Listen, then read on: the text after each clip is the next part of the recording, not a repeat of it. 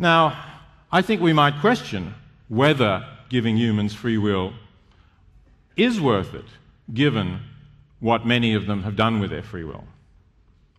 But let's just leave that. Let's just accept that claim, if you like. Let's just accept that somehow it was so important that we should have free will, that God could give us free will knowing in advance that the Nazis would murder 6 million innocent people, that Stalin would murder 20 million innocent people, that Pol Pot would murder 20% of the population of his country, and so on and so forth. Let's assume that God nevertheless did that. It is still the case that there is a lot of suffering in the world that is not explained by this, because there is a lot of suffering in the world that is nothing to do with anyone's free will. We all know that, we've all seen it. We've all seen natural disasters, earthquakes, floods, tsunamis, droughts, diseases, which strike people down, cause them to suffer, cause them to die, sometimes horrible, agonizing deaths, drawn-out deaths, or cause them to live in unspeakable afflictions, agony, constantly hungry or thirsty because of a drought, perhaps, that has caused crops to fail. And we can't explain that in terms of free will. It has nothing to do with free will. Nor can we explain it in terms of saying that we are fallen, as Christians tend to say, and therefore none of us are innocent. Because even if you believe that, and let me say, I think it would be a totally monstrous doctrine to believe that God would create a world in which, let's say, a 2-year-old child would die a slow and lingering death from hunger and thirst because that baby's alleged ancestors, Adam and Eve, sinned. Again, I would think that would be a monstrous God who could make a baby suffer for that reason. But even if you still think that, even if you still think that the suffering of that baby is somehow deserved because of original sin, what about the suffering of non-human animals? They also die slow, miserable deaths through droughts or hunger or disease or a variety of other causes. And not even Christians believe that they suffer from original sin. They're not descended from Adam. And that suffering has been going on even longer than human suffering because they've been sentient beings, sentient animals, for even longer. I think it's inexplicable on the Christian account of the world that animals should suffer in those ways. And I have to say, I could not possibly worship, I could not possibly revere a God who did that. If somehow it were proved to me that there is such a God, an all-powerful God, my attitude would have to be one of contempt and defiance, whatever it cost me. I think I would not have any integrity if I worshipped such a God simply because he was all-powerful when he was such a monster. Now again, of course, some Christians have been aware of all of this that I'm saying. What do they say?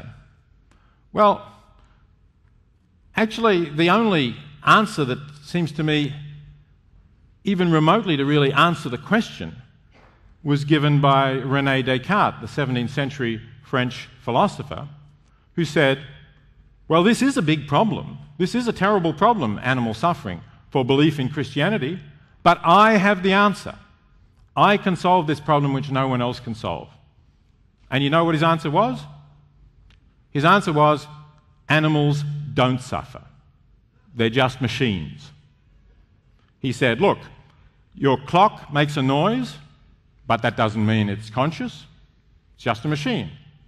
Animals are machines made by God. A bit more complicated, of course, because God made them, not just us. So the noises they make, the fact that they cry out or yelp or whine when they're hurt, doesn't mean that they suffer. They're just complicated machines. Well, if you can believe that, okay, you can get away from the problem of evil. But I don't think many people who live with a dog or a cat or know anything about animals could possibly believe that. And I don't think there's any other plausible solution to the problem of evil. Okay, let me just say a few more things in the time that I have remaining. If somehow I were to come to believe in God, I could still not possibly think that the account of Jesus as given by the Gospels is an account of a being who I would want to regard as part of God or the Son of God or whatever particular view of the Trinity you may hold. It seems to me clear that the Gospels present an image of a person who, firstly, was mistaken about the future, deeply mistaken about the second coming.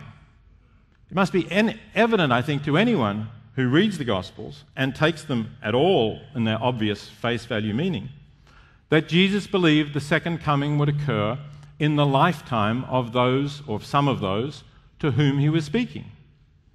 He says it on several occasions. You can find it in Mark and Matthew. I'm sure many of you will know the verses better than I do. That some of you here will not have tasted death before the coming. It didn't happen. Take it that's not news to any of you. It didn't happen. Paul also said something similar, clearly expected it to happen. It didn't happen. Christians have been saying it ever since. It didn't happen. Christians are still saying it. They're constantly setting new dates for when it's going to happen. It doesn't happen. Well, I'm not focusing on the current Christians, but Jesus clearly was mistaken about that. And if you want to take the gospel seriously, then I think you have to admit he was wrong.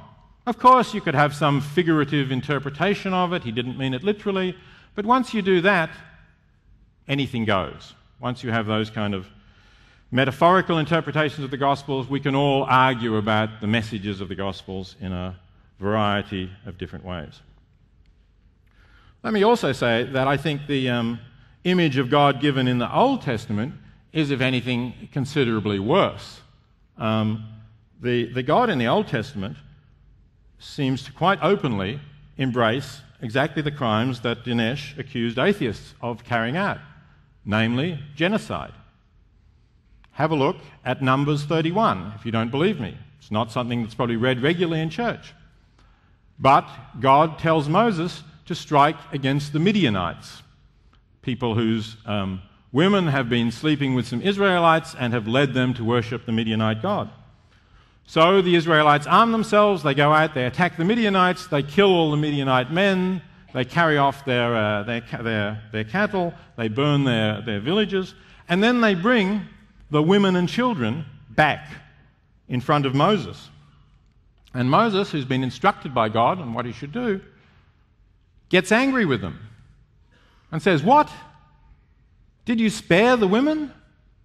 They're the ones who induced our Israelites to worship the false gods. So kill all the women who have known men, all the non-virgins, in other words. Kill them all. And kill all the male children.